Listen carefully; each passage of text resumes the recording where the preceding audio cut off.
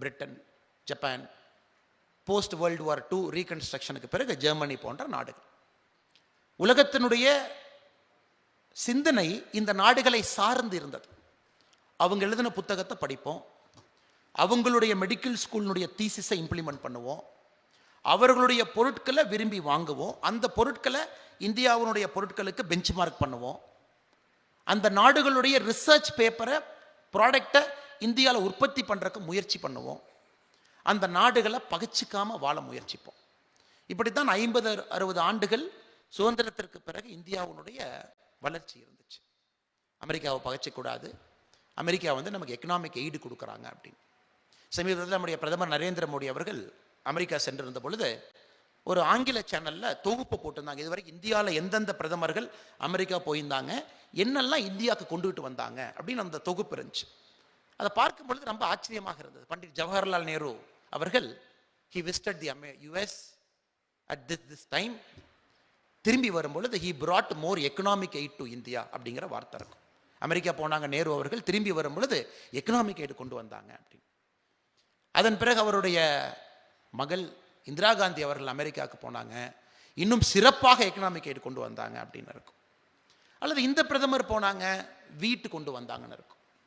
அல்லது இந்த பிரதமர் லண்டன் போனாங்க, 1991 நம்ம ஒரு பெட்ரோல் வாங்குவதற்கு கூட தடுமாற்றத்தில் இருந்த பொழுது கோல்டு அடமானம் வச்சு பேங்க் ஆஃப் இங்கிலாண்டிலிருந்து பணத்தை கொண்டு வந்தோம். இதெல்லாம் நம்ம பார்க்குறோம். இதை ஒரு காலத்தில் இந்தியாவில் பெருமையாக பத்திரிகையில் எழுதினாங்க.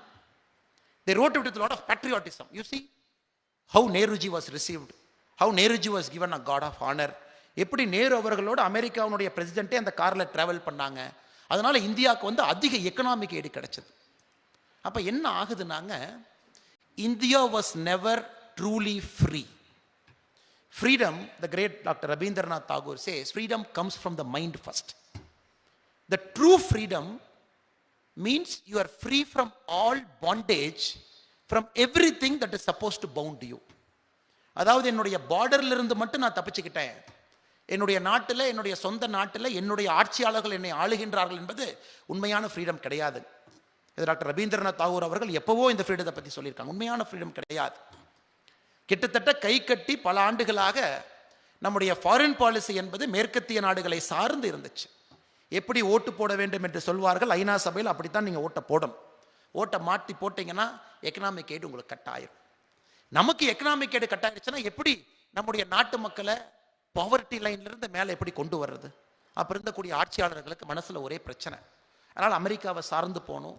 All the single ode that India has put in the United Nations General Assembly at different points of time were tied to Western interest, their thinking and their way of looking at the world. ரஷ்யாவை balance பண்ணணும். ரஷ்யாட்டிருந்து நமக்கு arms வருது, strategic partnership ரஷ்யாவோட இருக்கு, China பக்கத்தில் இருக்கு. China நம்மளை attack பண்ண வந்தா ரஷ்யா சைனாவை அட்டாக் பண்ண சொல்லலாம், அப்போ நாம தப்பிச்சுக்குவோம். ரஷ்யாவை பேலன்ஸ் பண்ணணும். ஸோ ரஷ்யாவுக்கு அந்த வடிவேலு சொல்ற மாதிரி இங்க ஒரு குத்து, தென்னை மரத்தில் ஒரு குத்து. தமிழ் படத்தில் நல்லா இருக்கும். எதுக்கு ஓட்டு போட்டேன்னா, தென்னை மரத்துக்கு ஒரு குத்து போட்டேன், அதுக்கு ஒரு குத்து போட்டேன். A country which never has an independent foreign policy is never free in the literal and figurative word. அது ஃப்ரீயாக இருப்பதற்கு சாத்தியமே இல்லை. அதே போல ஒரு நாட்டிற்குள்ள இருக்கக்கூடிய குடிமகன்கள் இத்தனை மாநிலங்கள் இருக்கு, வடகிழக்கு இருக்கு, காஷ்மீர் இருக்கு, தமிழகம் இருக்கு, குஜராத் இருக்கு, 4 பகுதிகள். அந்த நாட்டுக்குள்ள இருக்கக்கூடிய குடிமகன்கள் அவர்களுக்கு வேலை செய்வதற்கு ஒரு நாடு ஒரு சூழலை ஏற்படுத்தி கொடுக்க முடியல. நாட்டில் இருக்கக்கூடிய அனைத்து பிரஜைகளையும், இன்னைக்கு 142 கோடி பேர் இருக்கும், அனைவரையும் முன்னேற்ற பாதையிலே அழைத்து செல்ல ஒரு நாடால் முடியவில்லை என்றால் that country is never truly free. இதுவும் ஒரு உண்மையான சத்திய வாக்கு. ஃப்ரீ பொலிட்டிக்கலாக இருக்கலாம், ஆனால் எக்கனாமிக்கலி இல்லை, ஃபாரின் பாலிசி அளவு இல்லை. இதை நம்ம மேலிருந்து பார்க்கும் பொழுது மட்டும்தான் அது நமக்கு இது ஓரளவுக்கு புரியும். ஒரு பிரிட்டன் ஒரு சின்ன நாடு, இன்னைக்கு 85 மில்லியன் இருக்காங்க, 8.5 crore மக்கள் தொகை பிரிட்டனுக்கு இருக்கு. அவர்கள் கிட்டத்தட்ட பார்த்தீங்கன்னா, நான் சமீபத்தில் லண்டன் போயிருந்த பொழுது ஒரு நண்பர் அழைத்து கொண்டு சென்றார். இந்த 1.5 ஸ்கொயர் மைல், ஒரு பக்கம் பக்கிங்ஹாம் பேலஸ் இருக்கு, ஒரு பக்கம் வெஸ்ட்மினிஸ்டர் இருக்கு, பார்லிமெண்ட் இருக்கு, ஒரு பக்கம் பார்த்தீங்கன்னா அதே ரோட்ல டவுனிங் ஸ்ட்ரீட் இருக்கு. அது அந்த 1.5 square mile was controlling roughly 45% of the world for centuries. அந்த 1.5 ஸ்கொயர் மைல் உட்கார்ந்துக்கிட்டு 45% உலகத்தை 100 ஆண்டுகள் ஆண்டிருக்காங்க. அந்த நாட்டில் இயற்கையாக பார்த்தீங்கன்னா பெரிய வளமெல்லாம் கிடையாது. குளிர் பிரதேசம், மழை அதிகமாக வரக்கூடிய பிரதேசம், மார்ஷி லேண்டு. அது அவங்களோட யூரோப் சென்ட்ரிக் பாலிசி பார்த்தீங்கன்னா just a few kilometers that separates Britain from the continental Europe. அவங்க அதான் the sun never sets on British Empire. sun never sets on British Empire என்பது பிரிட்டிஷ் அழியாது என்பது பொருள் அல்லங்க. பிரிட்டிஷ்கார ஒருத்தர் தூங்கிட்டு இருக்கானா ஏதோ ஒரு இடத்துல சூரியன் பட்டுக்கிட்டு இருக்கும். பிரிட்டன் மேல நைட் இருக்குச்சுன்னா பிரிட்டன் ஆக்கிபை பண்ண டெரிட்டரியில பகல் எங்கேயோ இருக்கும். ஸோ சூரியன் 24 மணி நேரமும் மறையாத அளவுக்கு இங்கிலாண்டினுடைய டெரிட்டரி உலகத்துல ஏதோ ஒரு இடத்துல இடத்தை பிடிச்சி வச்சான். அதற்கு தான் the sun never sets in British Empire அப்படின்னு நம்ம சொல்லுவோம். அதை போன்ற நாடுகள் உலகத்தை பெரிய அளவில் ஒரு தாக்கத்தை வச்சிருந்தாங்க. இன்னைக்கும் உலகத்தினுடைய முதல் 10 யூனிவர்சிட்டி எடுத்தீங்க அப்படின்னா கேம்பிரிட்ஜ் இருக்கு, ஆக்ஸ்போர்ட் இருக்கு, த இம்பீரியல் காலேஜ் ஆஃப் லண்டன் இருக்கு, டாப் 10ல 3 இருக்கு. ஒரே காரணம், 250 ஆண்டுகளுக்கு முன்பு அவர்கள் ஒன்றும் இல்லாமல் இருந்தாங்க. ஏன்னா இந்த ரைஸ் அப்படிங்கிற வார்த்தைக்கு ஒரு கான்டெக்ட் நம்ம கொடுக்காமீங்க நியூ இந்தியா அப்படிங்கிற வார்த்தையை நம்ம பேச முடியாது. 4 பிரிஞ்சிருந்தாங்க. இங்கிலாந்து ஒரு பக்கம், ஸ்காட்லாந்து ஒரு பக்கம், வெல்ஷ் ஒரு பக்கம், அயர்லாந்து ஒரு பக்கம். ரோமன்ஸ் வந்தாங்க, வைக்கிங்ஸ் வந்தாங்க, நார்மன்ஸ் வந்தாங்க. நாடு ஒற்றுமையாவே இல்லை. 1800 தான் ஒற்றுமை அடைஞ்சாங்க. ஒரு நாடு என்பது ஒற்றுமை அடைஞ்சு இங்கிலாந்து இருந்துச்சு. அதன் பிறகு நடந்தது மிராக்கிள். எல்லா பக்கம் போச்சு கப்பல். இங்கிலாந்துல கிடைக்கக்கூடிய ஃபைனஸ்ட் ஓக், அதுல கப்பல் கட்டுறீங்க அப்படின்னா ஒரு கேனன் பாலை வச்சு ஹை சீல் அடிச்சிங்கன்னா இங்கிலாந்துடைய கப்பல் உடையாது. காரணம் இந்த English okay is the best. அந்த ஓக்கில் கட்டப்படக்கூடிய கப்பலை ஹை சீல் நீங்க விட்டீங்கன்னா எதிரிகளோட சண்டை போட்டு கேனன் பால் ஃபயரையும் உள்வாங்கி கொண்டு கொஞ்சம் கொஞ்சமா ஒரு டெரிட்டரியா போக ஆரம்பிக்கும். அவங்களுடைய ஹையஸ்ட் ரீச் ஒரு காலத்தில் கிப்ரால்டர் வரைக்கும் வந்தாங்க. மெடிட்டரேனியன் சீயை கண்ட்ரோல் பண்ண முடிஞ்சது. கேப் ஆஃப் குட் ஹோப் வந்தாங்க, ஆப்பிரிக்காவை கண்ட்ரோல் பண்ண முடிஞ்சது. இந்தியாவுக்கு வந்தாங்க, இதை கண்ட்ரோல் பண்ண முடிஞ்சது. மலேசியா நோக்கி அடுத்து போனாங்க, கிட்டத்தட்ட குளோப்னுடைய ஒரு பகுதியை கண்ட்ரோல் பண்ண முடிஞ்சது. ஸ்ட்ராட்டஜிக்கா அந்த நாட்டில் கிடைக்கக்கூடிய பொருட்களை வச்சு ஒரு global dominant super power British இறங்க ஆரம்பிச்சாங்க. அடுத்து பார்த்தீங்கன்னா ஃபேக்டர்ஸ் ஆஃப் ப்ரொடக்ஷன். அந்த நாடு இண்டஸ்ட்ரியல் ரெவல்யூஷனை முழுமையாக பயன்படுத்திய ஒரு நாடு. காட்டன், இந்தியாவை பொறுத்தவரை இங்கே காட்டன் மில் இருக்கக்கூடாது, கோயம்புத்தூர் உட்பட பஞ்சை எனக்கு கொடு, ரயில்வேல ஏற்று, கப்பலில் ஏற்று, அந்த பஞ்சு இங்கிலாந்துக்கு போட்டும், நான் நூலா தைச்சு உலகத்துக்கு திரும்ப கொடுக்குறேன், அதே ட்ரெஸ்ஸை நீ இந்தியாவில் வாங்கி எனக்கு பணம் கொடு. கோல் அங்கே இருந்தது. இது ஒரு ஸ்டோரி. மேலேருந்து நம்ம பார்த்துக்கிட்டு இருக்கோங்க. கடந்த ஒரு 200 ஆண்டுகள் எப்படி போச்சு நம்ம பார்த்துக்கிட்டு இருக்கோம். அப்போ இந்தியாவை பொறுத்தவரை வேடிக்கை பார்த்து கொண்டிருந்தோம். வழி இல்லை, இங்கே ஆக்கிபை பண்ணியிருக்காங்க, எதுவுமே செய்ய முடியாத நிலைமை. இண்டஸ்ட்ரியல் ரெவல்யூஷன் இந்தியாவுக்குள்ளே வரவே இல்லை. அப்போவும் நம்ம ஹேண்டிகிராஃப்ட் ஓரியன்டாக மட்டும்தான் நம்முடைய வாழ்க்கை காலச்சக்கரம் ஓடிக்கொண்டிருந்தது. மறுபடியும் ஞாபகம் வைத்துக் கொள்ளுங்கள், 250 ஆண்டுகளுக்கு முன்பு 23% உலக பொருளாதாரம் இருந்த நாடு. இப்போ அமெரிக்கா பக்கம் போகலாம். 1776 சுதந்திரம் கிடைத்த ஒரு நாடு. அது பேரே நியூ இங்கிலாந்து. இங்கிலாந்துலேருந்து அங்கிருந்து வெளியே போய் சம்பாதிக்கலாம்னு நினச்சவங்க அமெரிக்காவுக்கு போனாங்க.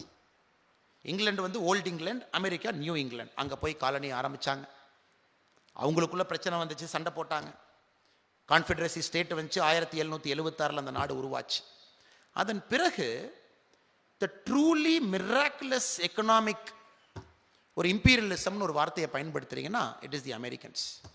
1776 பிறகு அமெரிக்காவுடைய வளர்ச்சியை பார்த்தீங்கன்னா இன்னைக்கு உலகத்தினுடைய நம்பர் 1 நாடாக இருக்கிறாங்க. வெறும் 300 மில்லியன், 30 கோடி அதனுடைய பாப்புலேஷன் இருக்கு.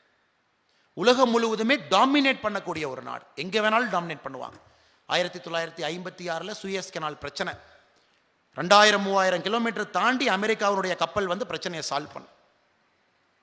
2ஆம் உலக போர் பிரச்சனை, அமெரிக்கன்ஸ் வெல்கம். ஜப்பான் எதிர்க்கணும், அமெரிக்கன்ஸ் வில் கோ. இன்னைக்கும் டீப் பசிபிக்ல பிரச்சனை, South China Sea they will go. இன்னைக்கு உலகத்தில் ஒரு பிரச்சனை, அது அமெரிக்கன் வார்ஷிப் எங்கேயோ ரோம் பண்ணிட்டு இருக்காங்க. அமெரிக்காவுடைய நியூக்ளியர் பவர் சப்மரைன் ஆழ்கடல்ல ஏதோ ஒரு இடத்துல சுத்திக்கிட்டு இருக்கு. அமெரிக்காவுடைய ட்ரோன் ஆயிரக்கணக்கான கிலோமீட்டர் தொலைவில் யாரோ ஒரு டார்கெட்டை எடுத்துக்கிட்டு இருக்காங்க. ஸோ இன்னைக்கும் அமெரிக்கா என்றால் உலக நாடுகள் ஏன் பயப்படுதுன்னா, the ability to strike deep, strike far and go very deep into any part of the world. America அது 1776 பிறகுதான் இந்த நாடு உருவாகி இவ்வளவு பெரிய பொருளாதார வளர்ச்சியை அமெரிக்காவை பார்க்குறோம். போஸ்ட் வேர்ல்டு வார் 2க்கு பிறகு சில நாடுகள், குறிப்பாக ஜப்பான், குறிப்பாக ஜெர்மன், இந்த நாடுகளுடைய வளர்ச்சி, the German way, German precision, made in Japan, Japan product, இது எல்லாம் பார்க்குறோம். நமக்கே ஆச்சரியம்.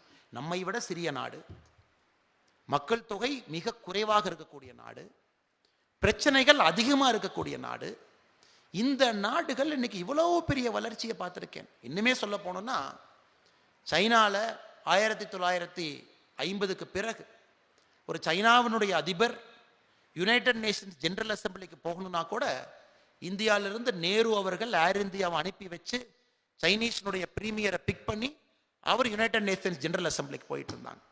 அப்படி இருந்த நாடு.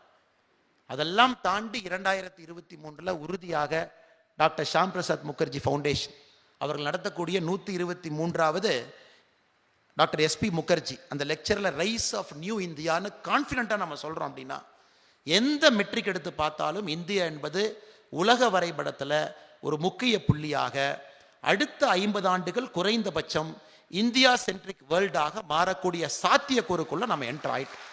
இது மறுக்க முடியாத, மாற்ற முடியாத உண்மையாக மாறி. அதை அடுத்து நம்ம கொஞ்சம் நேரத்தில் பார்க்க போகிறோம். எப்படி, ஒய் ஆர் வி ஆர்கியூவிங், என்ன டேட்டா வச்சு நம்ம சொல்கிறோம், எதற்கு இந்தியா சென்ட்ரிக் வேர்ல்டாக இருக்குன்னு நம்ம சொல்கிறோம் அப்படின்னு. முதல் தலைப்பு, அப்படி இருக்குன்னு நான் ஆர்கியூ பண்ணுறேன், ஒருவேளை உங்களை நான் கன்வின்ஸ் பண்ண பார்க்குறேன், ஒருவேளை நீங்களும் கன்வின்ஸ் ஆகிறீங்க அப்படின்னா, nobody can aspire to be a big country, a great country, a superpower status if you are not economically very dominant. Economically ஒரு நாடு வந்து வளரவில்லை என்றால் எந்த நாடு இது சொன்னாலும் கூட அது வெறும் கனவாக மட்டும்தான் இருக்கும். 2014 மோடி அவர்கள் வந்து அமரும் பொழுது உலகத்தினுடைய 11வது பெரிய பொருளாதார நாடு. நீங்கள் கேட்கலாம், 11 பெரிய பொருளாதார நாடு இப்போ என்ன 2023 என்னன்னு நீங்கள் கேட்கலாம். 9 ஆண்டுகளில் 11வது பெரிய பொருளாதார நாடாக இருந்து நாம் இன்னைக்கு உலகத்தினுடைய 5வது பெரிய பொருளாதார நாடாக முன்னேறி இருக்கு.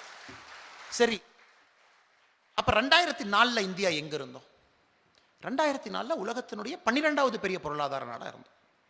ஸோ 2004 2014 10 ஆண்டுகள் India claimed from 12th to 11th. 2014 2023 9 ஆண்டுகள் India claimed from 11th to 5th. அதனால தான் ரைஸ் என்கின்ற வார்த்தை இங்கே பயன்படுது. India is truly, clearly, visibly, very importantly அந்த எக்கனாமிக் பவர் ஹவுஸாக மாறக்கூடிய அந்த அற்புதமான ஒரு தருணத்திற்குள்ள இந்த நாடு அடியெடுத்து வைத்திருக்கிறது. அது 2-3 காரணங்கள். ஒன்று, நம்முடைய ரிசோர்ஸ். அந்த ரிசோர்ஸஸ் எப்படி பயன்படுத்தணும் அப்படின்னு நான் பிரிட்டனை பற்றி பேசும்பொழுது ஒரு வார்த்தையை சொன்னேன், த ஃபைனஸ்ட் ஓக் ட்ரீ என்கின்ற வார்த்தையை சொன்னேன்.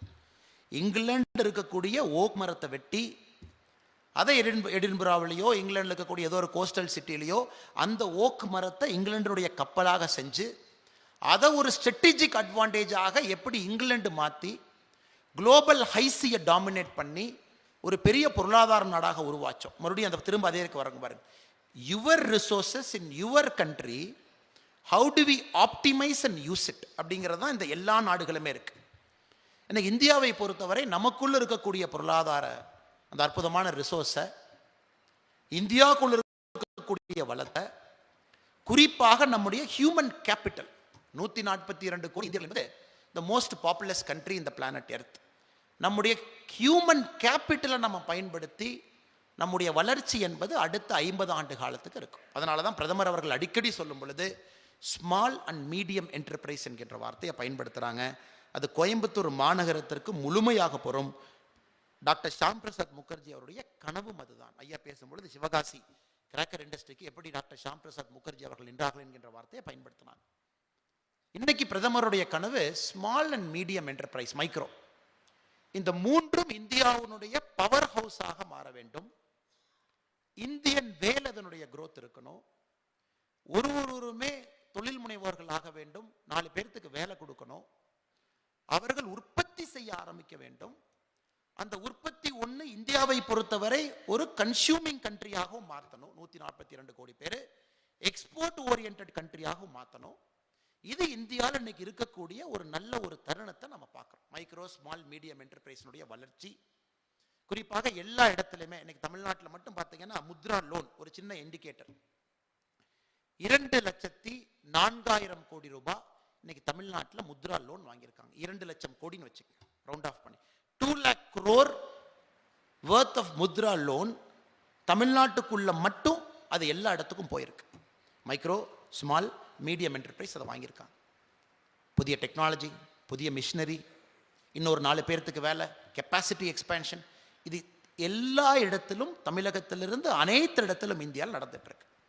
அது இன்னைக்கு என்ன பண்ணுதுனாங்க, $3.6 trillion எக்கானமி அதை மாற்றிருக்கு. நம்முடைய நாட்டு இன்னைக்கு 5வது பெரிய பொருளாதார நாடு, $3.6 trillion எக்கானமியாக மாற்றிருக்கு. நமக்கு மேலே 4வது பெரிய பொருளாதார நாடு, 3வது பெரிய பொருளாதார நாடு ஜெர்மனி அண்ட் ஜப்பான் இருக்கு. ஒரு $1.2 trillion அதிகமாக இருக்காங்க. 4.6, 4.9 கொஞ்சம் அதிகமாக இருக்காங்க. அவர்கள் இருவரையும் நாம் சொல்கிறோம் 2029-30 காலகட்டத்தில், இந்த matter of 7-8 years, Japan Germany 2 பேர்த்தையும் நம்முடைய நாடு ஓவர்டேக் பண்ண போகிறோம் அப்படின்னு நம்ம சொல்கிறோம். அப்போ 3வது பெரிய பொருளாதார நாடாக சென்று அமரப்போகின்றோம். அதற்கு காரணம் பல காரணங்கள். இன்னைக்கு officially Germany is into recession. 2 குவார்ட்டரில் நெகட்டிவ் growth வரும் பொழுது எக்கனாமிஸ்ட் என்ன சொல்லுவாங்கன்னா, the country is officially into recession. Negative growth -0.5%, -1%. இன்னைக்கு ஜெர்மனி நெகட்டிவ் growthல போயிட்டாங்க. ஜப்பானை பொறுத்தவரை எவ்வளவு வளரணுமோ வளர்ந்தாச்சு. அந்த நாட்டினுடைய கெப்பாசிட்டி, எவ்வளோ ஃபுல் கெப்பாசிட்டியை பயன்படுத்திட்டாங்க. சிறிய நாடு, சிறிய மக்கள் தொகை, ஒரு பாக்ஸிங் வீரர் அவ்வளோதான் குத்த முடியும். If you go for 60 kg welter weight championship, 60 kgக்காரன் அவ்வளோதான் குத்தலாம். India is 120 kg gorilla, 142 crore weight இருக்கக்கூடிய.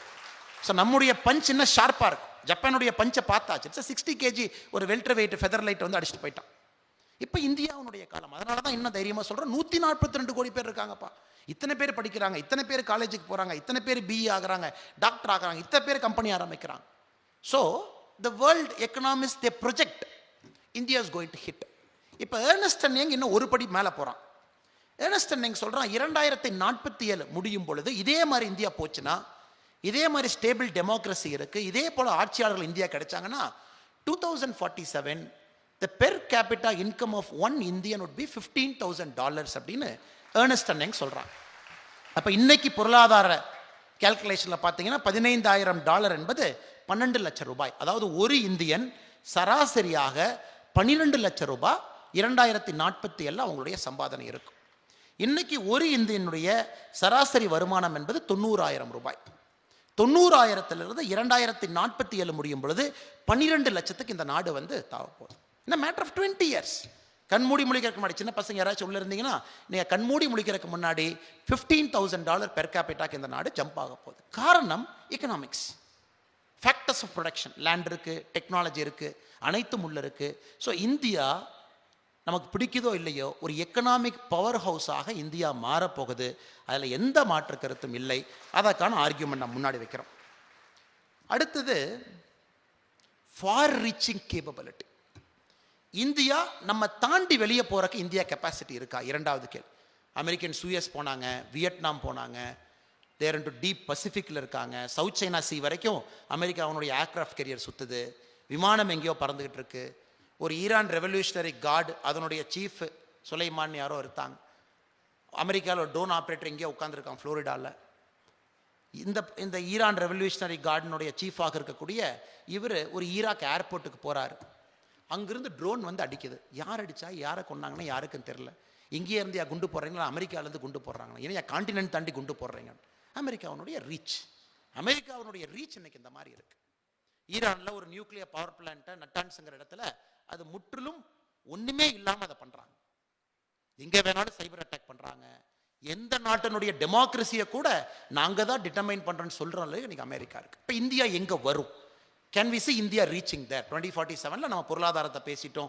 We spoke about $15,000. We spoke about $27 trillion economy நம்ம பேசிட்டோம். அப்போ இந்தியாவுடைய ஃபார் ரீச்சிங் கெப்பாசிட்டி.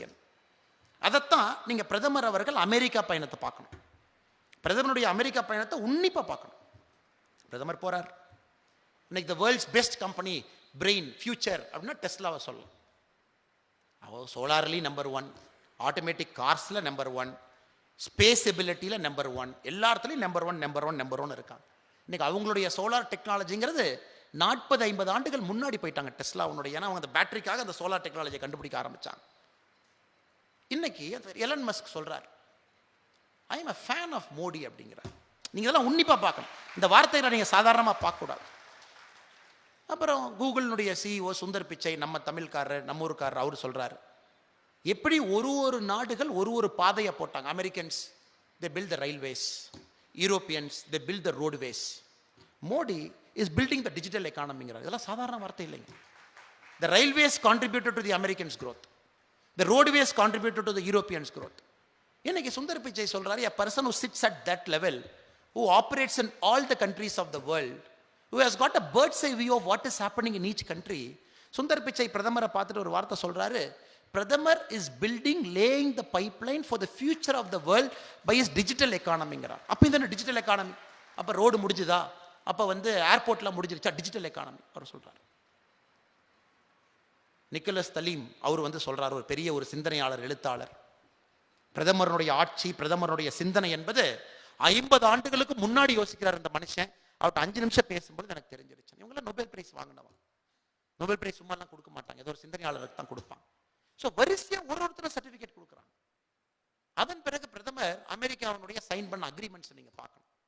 ஜென்ரலாகவே அமெரிக்கா, நேரு அவங்க போனாங்க, இந்திரா காந்தி அவங்க போனாங்க, எல்லாரும் போனாங்க, இன்க்ரீஸ்ட் எக்கனாமிக் எய்டு வாங்கிட்டு வந்தாங்க. அவங்களை விமான நிலையத்தில் காங்கிரஸ் தொண்டர்கள் 1 லட்சம் பேர் போய் வரவேற்பாங்க, எங்கள் ஐயா போனாங்க, இன்க்ரீஸ்ட் எக்கனாமிக் எய்டு வாங்கிட்டு வந்தாங்க, நீங்களே என்னையா பண்ணீங்க. இன்னைக்கு பிரதமர் அமெரிக்கா சென்று விட்டு வந்த பிறகு அவர் சைன் பண்ண அக்ரிமெண்ட்ஸை உன்னிப்பாக பார்க்கணும். ஜெனரல் எலக்ட்ரிக் நிறுவனத்தினுடைய F414 அப்படின்னு ஒரு அக்ரிமெண்ட், ஒரு டெக்னாலஜி டிரான்ஸ்ஃபர் சைன் பண்ணுறோம். உன்னிப்பாக பார்த்தீங்கன்னா இதுவரை அமெரிக்கா எந்த ஒரு நாட்டிற்கும் கொடுக்காத ஒரு டெக்னாலஜி இந்தியாவுக்கு ஃபர்ஸ்ட் டைம் கொடுக்குறான். F414 கொடுக்குறான். இது F-18 விமானத்தில் பயன்படுத்தக்கூடிய இன்ஜின் டெக்னாலஜி தேஜஸ்க்கு கொடுக்குறான். டெக்னாலஜி அப்படியே டிரான்ஸ்ஃபர் பண்றான். நீ இந்தியாலேயே இந்த டெக்னாலஜி, இந்த இன்ஜினை செஞ்சுக்கையாங்கிறான். பார்ட்ஸை இங்கேயே மேனுஃபேக்சர் பண்ணிக்கங்க. கோயம்புத்தூர்காரங்க நீங்க யாராச்சும் செய்ய போறீங்க அந்த பார்ட்டை, அது தேஜஸ்ல பறக்க விடுங்க. ஸோ ஃபார் ரீச்சிங் எபிலிட்டி உங்களுக்கு வேணும்னா you should have a superior army, navy and air force. You should have a should really dominate the sky. You should dominate the water. You should dominate the land. அப்படி இருந்தால் மட்டும்தான் இந்த மாதிரி சிந்தனையை நமக்கு வர முடியும் ஒரு நாட்டுக்கு. ஆனால் அங்கே போவேன் 2047, அதுக்கு அடித்தளம் நம்ம நாடு போட்டுக்கிட்டு இருக்கு. அடுத்து பார்த்தீங்கன்னா ஸ்கை கார்டியன் ரீப்பர் சைன் பண்ணுறோம் agreement. 30 sky Guardian reaper, multiple $1 billion. Drones 30 drone, அதில் 14 ட்ரோன் இந்தியன் நேவிக்கு போகுது. மிச்சிருக்கக்கூடிய 16 8 பிரித்து ஆர்மிக்கு 8 கொடுக்குறோம், ஏர்ஃபோர்ஸ்க்கு 8 கொடுக்குறோம். Sky Guardian Reaper first time it is coming outside US. அது வந்தவுடன் நம்ம ட்ரோன்ஸ் வில் என்டர் சைனா. அந்த ஹைட்டில், இமாலயன் ஹைட்டில் will take the drone. So we will have the ability to see what is happening. யார் எங்கே வர்றீங்க, எங்கே பேஸ் போடுறீங்க, ஹூ இஸ் கம்மிங் இன்சைட். அந்த ஐஸ் கேப்பபிலிட்டி நமக்கு இல்லாத இதை இந்த ஸ்கை கார்டியன் ட்ரோன் பூர்த்தி செய்து. உங்களுக்கு தெரியும், இன்னைக்கு ட்ரோன் டெக்னாலஜியில் ஒரு நாடு முன்னாடி இருக்குன்னா இட் இஸ் இந்தியா. நம்ம ரீச் ஆகும், we will reach there, it's a matter of time. அந்த மிலிட்ரி டெக்னாலஜி ட்ரோன்ஸ் அப்படிங்க it's a matter of time. அந்த கேப் ஃபில் பண்ணுற வரைக்கும் நமக்கு இது தேவைப்படுது. இது ரொம்ப ஆச்சரியம். என்ன அமெரிக்கன்ஸ் இந்தியாவுக்கு சைன் பண்ணுறாங்க, இந்தியா கொடுக்குறாங்க. அமெரிக்கா நோஸ், நீ இந்தியாவுக்கு கொடுக்கலினா கோவிட் வேக்சின் கண்டுபிடிச்ச மாதிரி அவனே கண்டுபிடிச்சிட்டு போயிடுவாயான். இப்போ கொடுத்தீங்கன்னா நாளைக்கு அவ ஏதாச்சும் கண்டுபிடிச்சா நமக்கும் கொஞ்சம் கொடுப்பான். That is strategic thinking. ஸ்ட்ராட்டஜிக்காக think பண்ணுறாங்க ஸ்ட்ராட்டஜிக் திங்கர்ஸ். நீ கொடுக்கலினாலும் மோடிஜி கண்டுபிடிக்கத்தான் போகிறார். அது 5 வருஷமா 6 வருஷமா ஆக போகுது. கொடுத்தீங்கன்னா அவர் ஏதாச்சும் கண்டுபிடிச்சாருன்னா நமக்கு நாளைக்கு யாராச்சும் 2-3 தள்ளி விடுவார்ப்பா 20 வருஷம் கழிச்சு. அப்படி தான் ரிலேஷன்ஷிப் பில்ட் பண்ணணும். ஸோ நீங்கள் எந்த PM போகிற விசிட்டையும் சாதாரணமாக பார்க்கக்கூடாது. You should see what is signing, என்ன பண்ணுறாரு, என்ன காரணத்துக்கு அதை பண்ணுறாங்க. இப்போ நம்மளுடைய ரீச்சை எக்ஸ்பாண்ட் பண்ணுறோம். 2019 நேவி டே, பிரதம மந்திரி நரேந்திர மோடி அவர்கள் சொன்னார்கள், ஐ அட்மையர் சோலாஸ்னு ஒரு வார்த்தையை பயன்படுத்துகிறாங்க. ஏன்னா செங்கோலை கொண்டு போனதுக்கு இன்னைக்கு மட்டும் காரணம் இல்லைங்க, அது பிரதமருடைய ஸ்ட்ராட்டஜிக் திங்கிங் ஒரு காரணம். 2019 நேவி டே அந்த விழாவில் பிரதமர் பேசும்பொழுது he says, I admire Cholas because they had a real blue water navy ஒரு வார்த்தையை பயன்படுத்துகிறார். இந்த ப்ளூ வாட்டர் நேவி என்பது உங்களுடைய நாட்டை தாண்டி ஆயிரக்கணக்கான கிலோமீட்டர் கான்டினென்ட்டை தாண்டி ஒரு கப்பல் போனால் மட்டும்தான் ப்ளூ வாட்டர் நேவிங்கிற பட்டத்தை கொடுப்பாங்க. Americans have it, British have it, Russians இருந்துச்சு. Maybe 1 or 2 countries might have, not at full capacity. இன்னைக்கு இந்தியா ஒரு ப்ளூ வாட்டர் நேவியை நோக்கி நம்ம போகிறோம். அதாவது என்னுடைய ஏர்கிராஃப்ட் கேரியர்ஸ் ரஷ்யாட்டிருந்து நான் வாங்கியிருந்தாலும் கூட ஃபர்ஸ்ட் ஏர்கிராஃப்ட் கேரியர் நானே சொந்தமாக பில்ட் பண்ணிட்டேன், 2வது ஏர்கிராஃப்ட் கேரியர் நிறுத்தியிருக்கேன். என்னுடைய சப்மெரின்ஸ் நியூக்ளியர் சப்மெரின்ஸாக எனக்கு நான் பில்ட் பண்ணுறேன். அக்குலா கிளாஸில் இருக்குது. அது எங்கே வேணாலும் போகும், சைலண்ட்டாக போகும். டீசல் இன்ஜின் சப்மரீன்லேருந்து diesel engine submarine the sonics will pick up. அதனால தான் நியூக்ளியருக்கு போகிறோம். It can go very deep, it can stay in water very deep, it can patrol the high seas at a longer duration. Very importantly, it will not emit a sound so that no sonar can pick up. இன்னைக்கு nuclear சப்மரீனை பிரதமர் launch பண்ணுறாரு. நீங்கள் just ஒரு பத்திரிகை செய்தியாக பார்க்கக்கூடாது. பிரதமர் சோலா செஞ்சதை பிரதமர் செஞ்சுக்கிட்டு இருக்கார் ஒரு படியா. அவர் ஸ்ட்ராட்டஜிக் திங்கர். பிரதமர் is not an ordinary man. அவர் 50 ஆண்டுகள் கழிச்சு இந்தியாவை இன்னைக்கு பொசிஷன் பண்ணிருக்கார். அவர் சைன் பண்ற ஒரு agreement is positioning India for 2070 2080 position பண்ணிருக்கார் இன்னைக்கு. So deep water navy capability இன்னைக்கு இந்தியாவுக்கு வர ஆரம்பிக்குது. அதனால தான் ஆஸ்திரேலியாவோட போய் குளோபல் சீல இது பண்றோம், ட்ரைனிங் எக்ஸசைஸ் பண்றோம். குவாடோட போறோம், ஜப்பானோட போய் அங்க சுத்திக்கிட்டு இருக்கோம். அமெரிக்கன், ஜப்பான் அண்ட் ஆஸ்திரேலியா நாமெல்லாம் குவாட் ஃபார்ம் பண்றோம். கான்டினென்ட் தாண்டி ட்ரைனிங் எக்ஸசைஸ் நடந்துட்டு இருக்கு. நீங்க பாத்தீங்கன்னா இந்தியன் நேவி எங்கேயோ ஒரு பக்கம் சுத்திக்கிட்டு இருக்காங்க. சம்பந்தமே இல்லாம கான்டினென்ட் தாண்டி நேவி ட்ரைனிங் எக்ஸசைஸ் இருக்கு. மலபார் எக்ஸசைஸ் இங்கெங்கயோ பண்ணிட்டு இருக்கும். ஸ்ட்ரைட் ஆஃப் மலக்காவை காப்பாற்றணும், சுயஸ் கெனாலை காப்பாற்றணும். 80% ஆஃப் தி குளோபல் ட்ரேட் இந்தியாவை சுத்தி இந்தியன் ஓஷன்ல போயிட்டு இருக்கு. தி பெட்ரோலியம் கம்ஸ் ஹியர். யாராச்சும் ஒரு ஸ்ட்ராட்டஜிக் பிளாக்கேட் போட்டாங்கன்னா இந்தியாவை சோக் பண்ண முடியும். சைனீஸ் ஸ்ட்ரிங் ஆஃப் பெர்ல்ஸ் ஒன்னொன்னா ஆரம்பிச்சான். பங்களாதேஷ்ல போய் மியான்மர்ல சித்துவேங்கிற போர்ட் எடுத்தான், பங்களாதேஷ்ல ஒரு போர்ட் எடுத்தான், ஸ்ரீலங்கால ஹம்பன்டோட்டா எடுத்தான், பாகிஸ்தான்ல கராச்சி எடுத்தான். இது பாருங்க முத்து மாலை மாதிரி இருக்கும். கராச்சி, ஹம்பன்டோட்டா, பங்களாதேஷ் ஒன்று, சித்துவே. கரெக்டாக பார்த்தீங்கன்னா முத்து மாலை மாதிரி இந்தியாவை அப்படியே கேப்சர் பண்ணி வச்சிருந்தாங்க. இதை காங்கிரஸ் 10 ஆண்டுகள் வேடிக்கை பார்த்து கொண்டிருந்தது. Any time they would have choked India. Karachi போட்ட சைனா எடுத்து வேலை செய்யும். ஹம்பன்டோட்டா போர்ட் இன்னைக்கு 99 வருஷம் சைனாட்ட லீஸ்ல இருக்கு இன்னைக்கு தேதியில். That happens to be the Mahinda Rajapaksa's MP constituency also. இப்போ உங்களுக்கு ஸ்ரீலங்கன் பிரச்சனை என்னன்னு உங்களுக்கு புரியும். சித்வே ஃபுல் சைனீஸ். அவனுடைய நேவல் எபிலிட்டி அவங்களுடைய ரடார்ல இருந்து சித்வேல வச்சிருக்கான். மியான்மர், கொக்கோ ஐலாண்ட்ஸ் பங்களாதேஷ் அங்க வச்சிருக்கான். இதை மோடிஜி உடைக்கிறார், இதை சிந்திக்கிறார். 50 ஆண்டுகள் இதை பண்ணல அப்படின்னா சைனீஸ்கார உள்ள இந்தியாவை நெருக்கிட்டா அப்படின்னா மூச்சு கூட விட முடியாது. அதை உடைத்து நம்முடைய நேவி இன்னைக்கு குளோபல் சீஸ் வர்றாரு. நீ என்னடா இங்க வர்றது, என்ன ஆஸ்திரேலியா போவாங்க, நீ என்ன இங்க வர்ற, நான் வியட்நாமோட பேசிட்டு சவுத் சைனா சி விடுவாங்கிறார் வண்டியை. அப்ப Modiji is not an ordinary prime minister, is a strategic deep thinker. அடுத்த கட்டத்திற்கு இந்த நாட்டை பொசிஷன் பண்ணிட்டு இருக்கார். இங்க இருக்கிற அரசியல்வாதிகள் புரிஞ்சுக்கிறதுக்கே என்ன 100 வருஷம் வேணும். அவர் என்ன செய்யறார், என்ன இந்தியாவை எப்படி பொசிஷன் பண்றார், அவர் பிளான் என்ன, மினிமம் 100 வருஷம் வேணும். தமிழக அரசியல்வாதிகள் 200 வருஷம் வேணும். அதுல எந்த மாற்று கருத்து. அதை உடைச்சு we are going into the heights. இன்னைக்கு பாத்தீங்கன்னா the world's best intelligence sharing 5 eyes alliance னு சொல்றாங்க. 5 English speaking democratic countries they are together called 5 eyes alliance. Americans, Canadians, Britons, New Zealand and Australia. இந்த 5 நாடுகள் ஒன்னா அவங்க இன்டெலிஜென்ஸ் ஆபரேட்டிவா ஒன்னா வச்சிருக்காங்க. வேர்ல்டு ஃபுல்லா பேஸ் இருக்கு. 5 ஐஸ், 5 கண்ணுகள் உலகத்தை பார்த்துட்டு இருக்காங்க. ஃபிளைட்ஸ், ஏர்கிராஃப்ட்ஸ் எல்லாத்தையும் மானிட்டர் பண்றாங்க. கார்கோ ஷிப்ஸ் எல்லாம் என்ன நடக்குது. அதுக்கு வேற வேற இடத்துல பேஸ் இருக்கு. 5 பேர் கேபபிலிட்டி, இங்கிலீஷ் பேசணும், டெமோக்ராட்டிக்கா இருக்கணும். ஒரு நாடுகளும் இன்னைக்கு கூட்டா வளர பார்க்கறாங்க. அவங்களுக்குள்ள ஸ்ட்ராட்டஜிக் பார்ட்னர்ஷிப் போடுறாங்க. இந்தியா இத்தனை காலமாக தனிச்சு நினைச்சு. இப்ப மோடிஜி எதுக்கு இத்தனை நாட்டுக்கு போறாருங்க? காங்கிரஸ்காரன் கேட்கிறான், ஐயோ மோடிஜி சுற்றுப்பயணம் போயிட்டாரு, மோடிஜி எல்லா நாட்டுக்கு போனாரு, வரவு செலவு கணக்கு கூடியான். இது எப்படின்னா ஃபைட்டர் பிளேன் நிறுத்திட்டு என்னையா மைலேஜ்னு கேட்கிற மாதிரி. எதுக்கு எவ்வளவு? மோடிஜி மட்டும்தான் உலக அளவில் ஒரு இந்திய பிரதமராக சரியான அந்த கால்குலேஷனை புரிஞ்சுக்கிட்டாரு. Every country has got 1 vote in the General Assembly. அது டோகோவா இருந்தாலும் ஒரு ஓட்டு, பாப்பா நியூகினியாவா இருந்தாலும் ஒரு ஓட்டு, நீ அமெரிக்காவா இருந்தாலும் ஒரு ஓட்டு தான், நீ ரஷ்யாவா இருந்தாலும் ஒரு ஓட்டு. அதனால் தான் இதுவரை எந்த பிரதமரும் போகாத நாட்டுக்கு நம்ம பிரதமர் போறார். அமைச்சர்கள் அனுப்பி வைக்கிறார், கேபினட் மினிஸ்டர்ஸ் போறாங்க. கேட்காத ஆப்பிரிக்கன் நாடுகளுக்கு முதலா போய் இந்தியா பார்ட்னர்ஷிப் போயிட்டு இருக்கு. ஏன்னா we have to dominate the United Nations General Assembly in a matter of time. நம்மளுடைய அம்பிஷன் அது ஓப்பன் சீக்ரெட்டாவே நம்ம தெரிவிக்கிறோம். we will come and take our place in the high table னு ஓப்பனா நம்ம சொல்றோம். நேரு அவர்கள் மாதிரி the permanent membership P5 was first offered to India. Doctor Anirban கங்குலிஜிக்கு தெரியாதல்ல, ப்ரொஃபசர் கனகசபாதிக்கு தெரியாதல்ல, நமக்கு தான் கொடுத்தாங்க veto status in United nation General Assembly. Nehru சொன்னாங்க, இல்லை இல்லை எங்களுக்கு கொடுத்தீங்கன்னா சைனாக்காரன் பிரச்சனை பண்ணுவான், சைனாக்காரனை கொடுத்துருங்க. India gave our seat in the P5 to China it's a recorded history. Nehru has written, document இருக்கு. எங்களுக்கு வேணா சைனா கொடுங்கனார். எங்களுக்கு கொடுத்தா சைனாக்கார எங்களை பார்த்து. நம்ம பக்கத்து மாநிலத்தில் ஏகே ஆண்டனியா டிஃபென்ஸ் மினிஸ்டராக இருந்தாங்க. பாராளுமன்றத்தில் 2011 பேசினாங்க. எதுக்கு ஏன் உங்கள் பார்டர்ல எல்லாம் எதுவும் டெவலப் பண்ணாமல் வச்சிருக்கீங்கன்னு ஒரு எம்பி கேள்வி கேட்டார். தட் இஸ் த பெஸ்ட் ஸ்ட்ராட்டஜிங்கிறார். என்னங்க ஸ்ட்ராட்டஜினா, நீ பார்டரில் போய் ரோடு போட்டால் சைனாக்காரன் நோண்டுவான், அதனால் ரோடே போடாமல் விட்டுட்டோம். ஏன்னா 4 பேர் வருவான் போவான், 2 கிலோமீட்டர் பிடிப்பான், ஒரு 100 கிலோமீட்டர் பிடிப்பான், அது ஒரு பிரச்சனையாயான்.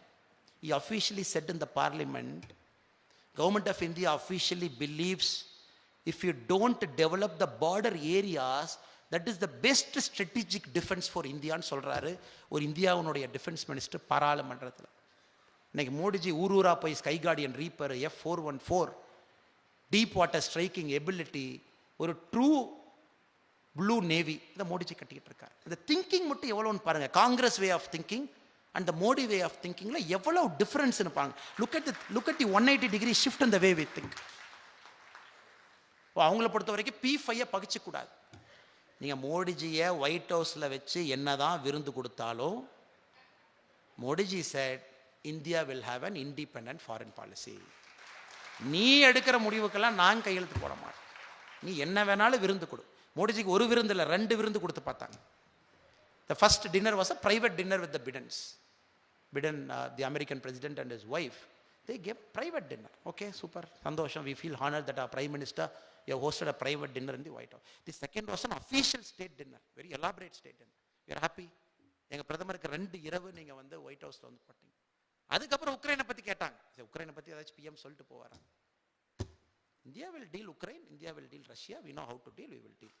இவ்வளவு சாப்பாடு போட்டு, இவ்வளவு தூரம் கூப்பிட்டு, இவ்வளவு தூரம் ஐஸ் வச்சு, பெரிய கார்ட் ஆஃப் ஆனர்லாம் கொடுத்து, because the third thing we are coming is an independent foreign policy. ஒரு நாட்டுக்கு ட்ரூ இண்டிபெண்டன்ட் ஃபாரின் பாலிசி இருக்கும் பொழுது மட்டும்தான் அந்த நாடு வந்து உண்மையாலுமே ஃப்ரீ என்கின்ற வார்த்தைக்கான அர்த்தம் அந்த நாடுக்கு இருக்கு. இன்னைக்கு we are not bound by anybody. ரஷ்யாட்ட நம்ம ஆர்ம்ஸ் வாங்கிட்டு இருந்தோம் உண்மைதான். AK-47 we brought it from Russia, tanks we brought it from Russia, technology we brought it from Russia. அது பழசு. 2013-14 காலகட்டத்தை எடுத்து பார்த்தீங்கன்னா India's net export in defence was 660 crore, 686 கோடி ரூபாய். 2013-14 இந்தியாவுடைய டிஃபென்ஸ் எக்ஸ்போர்ட் 686 கோடி. இன்னைக்கு India's exporting in defence 16,000 crore. 16,000 crore, 23 times we have increased. 85 நாடுகளுக்கு நம்முடைய டிஃபென்ஸ் இன்னைக்கு டிஃபென்ஸ் ப்ராடக்ட் போகுது. Chetak light weight helicopter South American கண்ட்ரீஸ்ல ஓடிட்டு இருக்கு. நம்மளுடைய மேக் இன் இந்தியா வெப்பன்ஸ் இன்னைக்கு போகுது, இன்க்ளூடிங் த கன்ஸ் போகுது, ஆர்ட்லரிஸ் போகுது. புல்லட் ப்ரூஃப் ஜாக்கெட் அமெரிக்காவிலேருந்து வாங்கணுங்கிற காலகட்டத்தை தாண்டி இந்தியாவிலேருந்து வெளியே அனுப்புகிறோம் இன்னைக்கு. ஜஸ்ட் ஒரு சின்ன ஷிஃப்ட் பாருங்க. So you are not depend on Russia. இன்னைக்கு Russia's depend on India in a way because அவங்க ஆயிலை நம்ம வாங்கி ஆகணும். வாங்குறோம் பிகாஸ் ஃபார் நம்ம நேஷனல் இன்ட்ரெஸ்ட்டை பொறுத்த வரைக்கும் you get a cheap oil. ரஷ்யன்ஸை பொறுத்த வரைக்கும் you get money. European Union பிளாக்கேட்லேருந்து எஸ்கேப் ஆகிறக்கு ரஷ்யாவுக்கு ஒரு வாய்ப்பு. நீங்கள் சிந்திச்சு பாருங்க எப்படி ஃப்ரீ பண்ணுறாரு பாருங்க இந்த மனுஷன். அங்கங்கே ஆக்டோபஸ் மாதிரி கையெல்லாம் சிக்க வச்சு உட்காந்து வந்தோம் 70 ஆண்டுகளா. கையை எங்கேயும் எடுக்க முடியாமல் அப்படியே ஜாம் ஆகி கிடந்தது. ஒன்றொன்னா ரிமூவ் பண்ணிட்டு இருக்காரு. ரஷ்யாட்டிருந்து கம்ப்ளீட்டாக வெளியே வந்தாச்சு. வாங்குறோம் but at our agreement, at our level. Russia is a friendly country, yes, we have a strategic partnership, absolutely, but we are not dependent. Americans நம்ம பேசணும். எப்படி அமெரிக்காவே அந்த சிவப்பு கம்பளத்தை விரிச்சு ஓடி வர்றாங்க அதையும் பார்க்குறோம். Because Americans know it is going to be India century இந்த கம்மிங் டைம்ஸ். ஸோ இந்தியா இன்னைக்கு தான் 2023 உறுதியாக சொல்ல முடியும் India is truly free as a country என்கின்ற வார்த்தையை பயன்படுத்துகிறோம். யுனைடெட் நேஷன்ஸில் வி சி அன் இஷ்யூ, ஒரு பிரச்சனையை பார்க்குறோம்.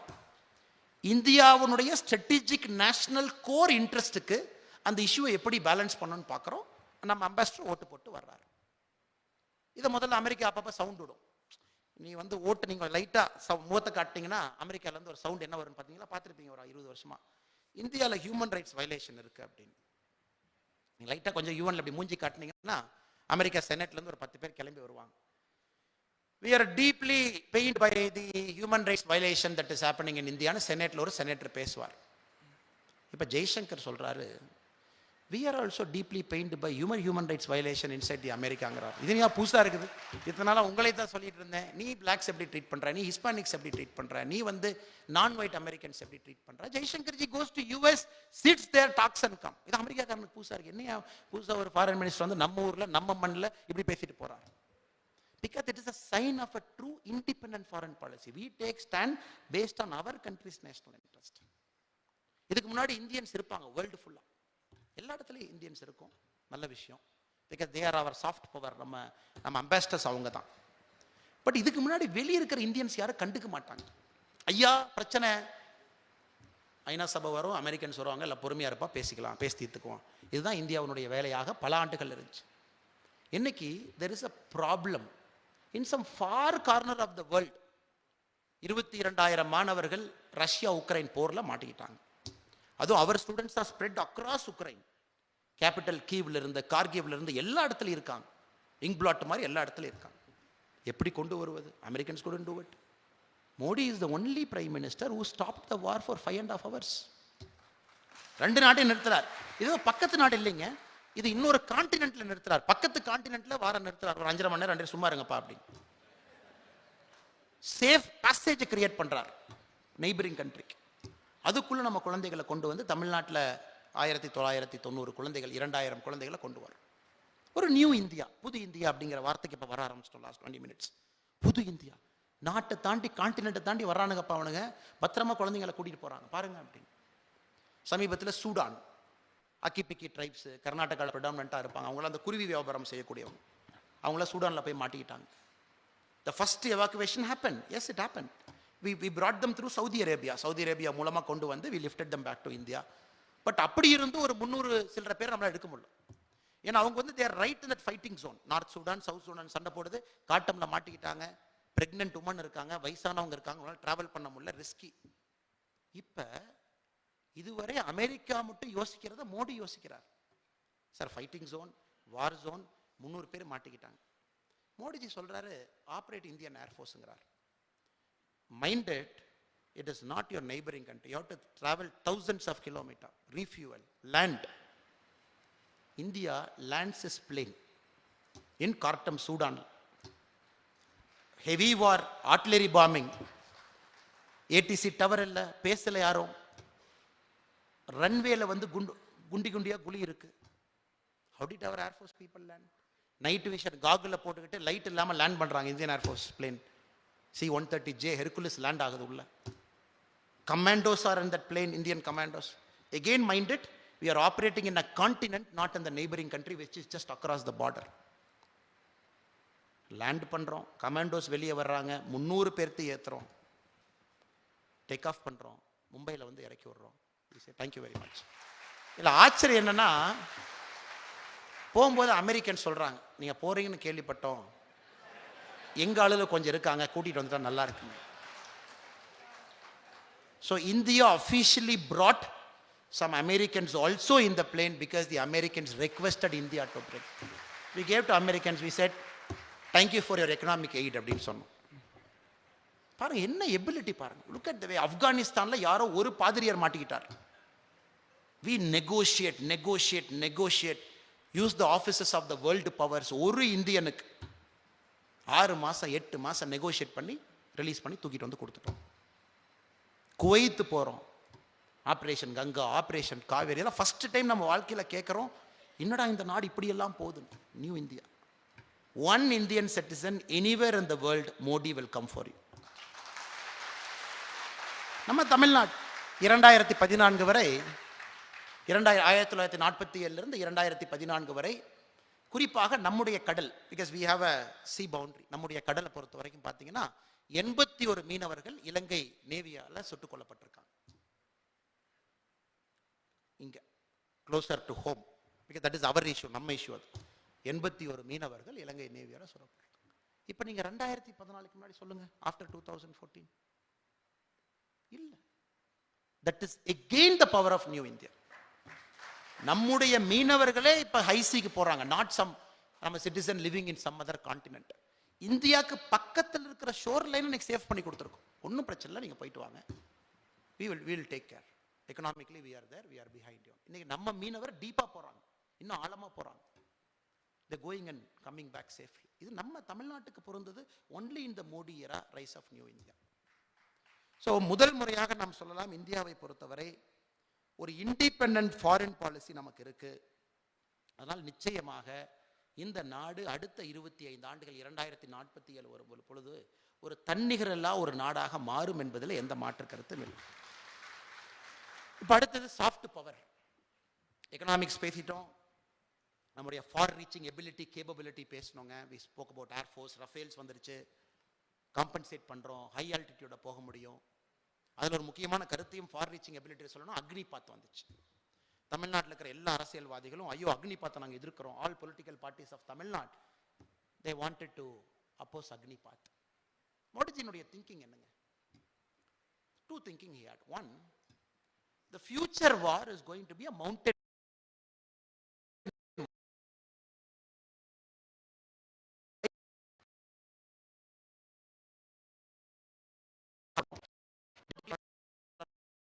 In 25 years we might have some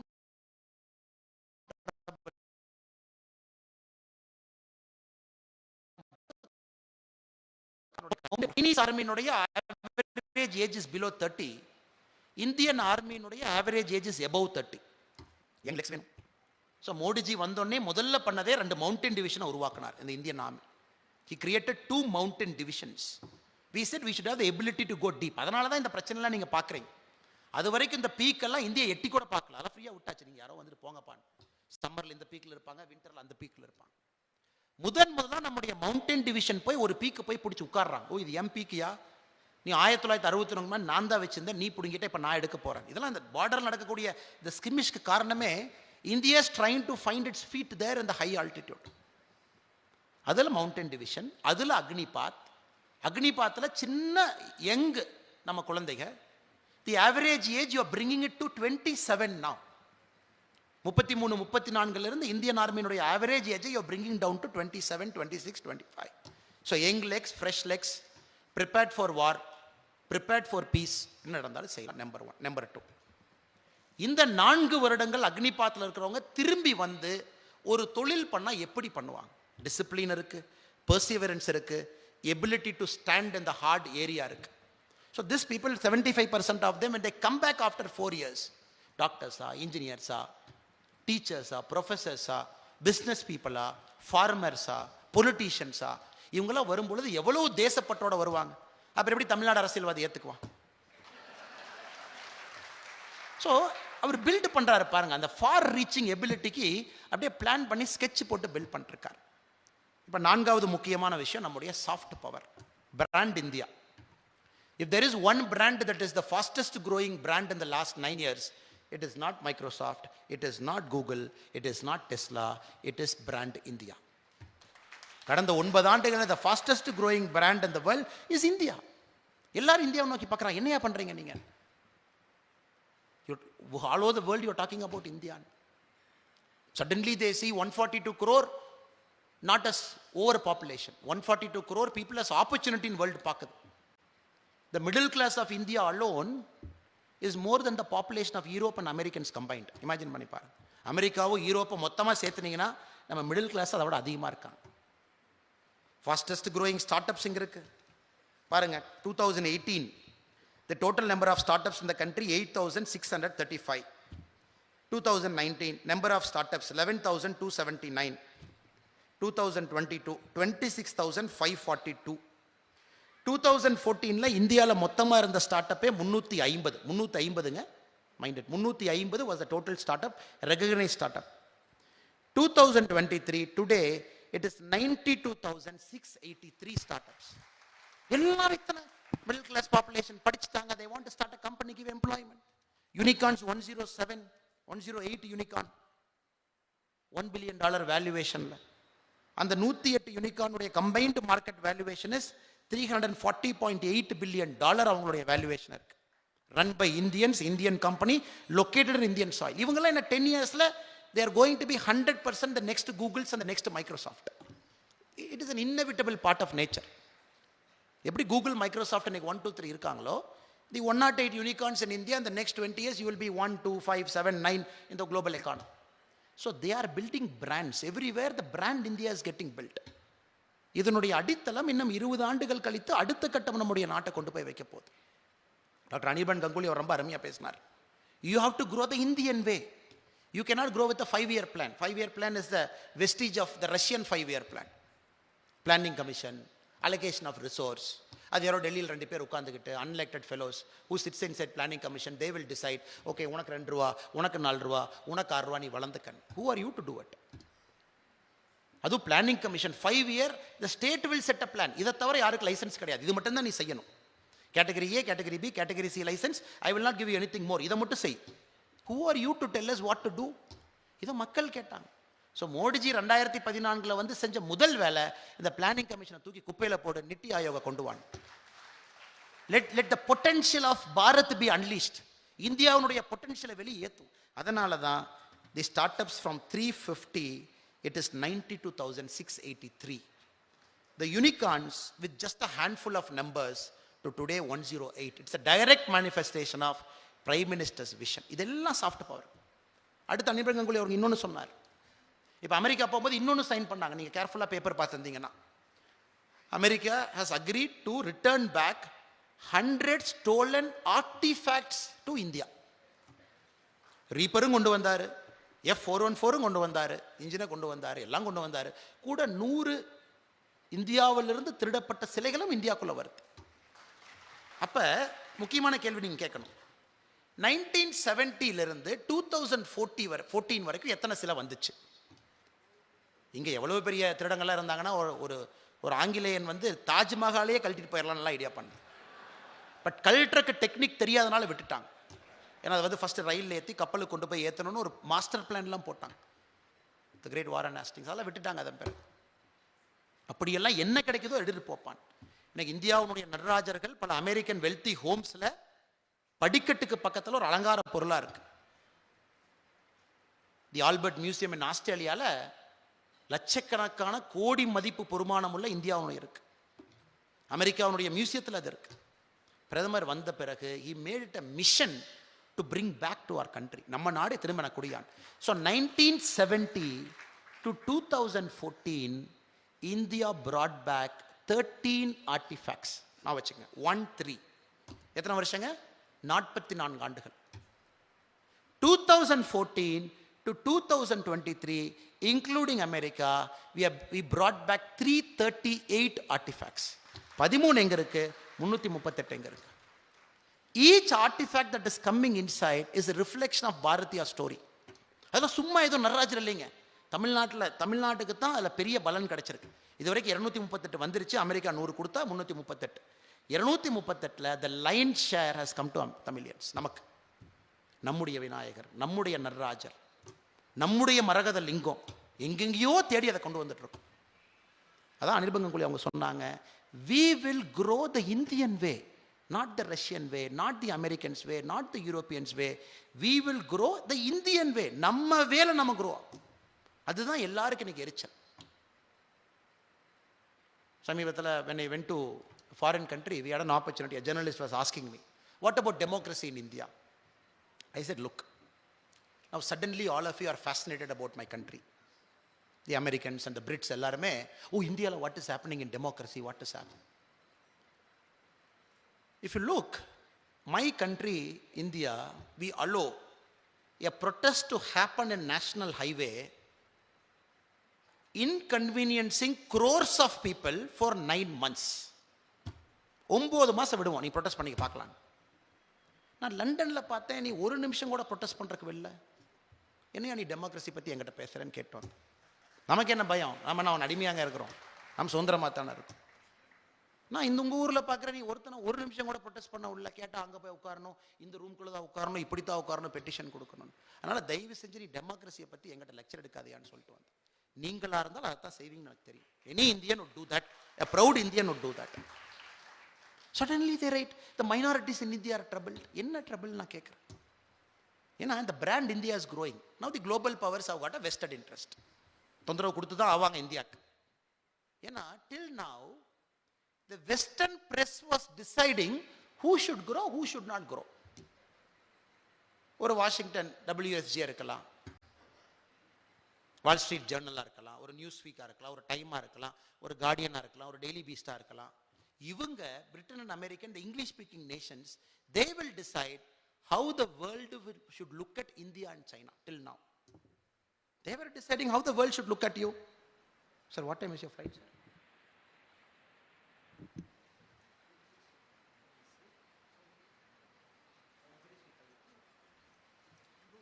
No, I'm finishing 5 minutes, sir. No. So they were deciding how India should be looked at from the Western world. Now, for the very first time, they were writing democracy, India, democracy. The Pew survey, the Pew survey, which the Americans believe, they say, they ask minorities in our country, நம்முடைய இஸ்லாமிய சகோதர சகோதரிகள் கிறிஸ்தவர்கள்ட்ட கேட்குறாங்க, how many of you freely practice your religion? 98% our Indian Muslim brothers say, 98% say, I freely practice my religion in India. The Pew Research does a similar survey in America. They ask Hispanics, how many of you practice your religion in this American soil? They say only 60%. Blacks, 54%. Now you lecture us on Western democracy, how India should be in the next 25 years. So when Dr. Anirban Ganguly ji, he spoke about a word called George Soros, Open Society Foundation. He is setting up a university in California for $1.6 billion. California ஒரு பல்கலைக்கழகம் நிறுவறாங்க. அந்த பல்கலைக்கழகத்துடைய நோக்கம் என்னன்னா, to prevent the rise of nationalism. இதுங்க ஆச்சரியமா இருக்கு. To prevent காலராவை பார்த்திருக்கோம், to prevent மலேரியாவை பார்த்திருக்கோம். First time we are seeing a billionaire pouring $1.6 billion fund in a university in California, Open Society Foundation, to say rise of nationalism தடுக்கணும்யா அப்படின்னு. Rise of நேஷனலிசம்னா நீ யாரை சொல்கிற? எங்களை தான் சொல்கிறேன்னு எனக்கு தெரியும். வி ஆர் ப்ரௌட் நேஷனலிஸ்ட், அது எந்த மாற்று கருத்தில். We are India centric, we want our country to do well. So what does George Soros do? He funds democracy index researches. எனக்கு நீ திடீர்னு டெமோக்ரஸி இண்டெக்ஸ் பார்ப்பீங்க, India has fallen down the democracy index, India has fallen down this மச்னு.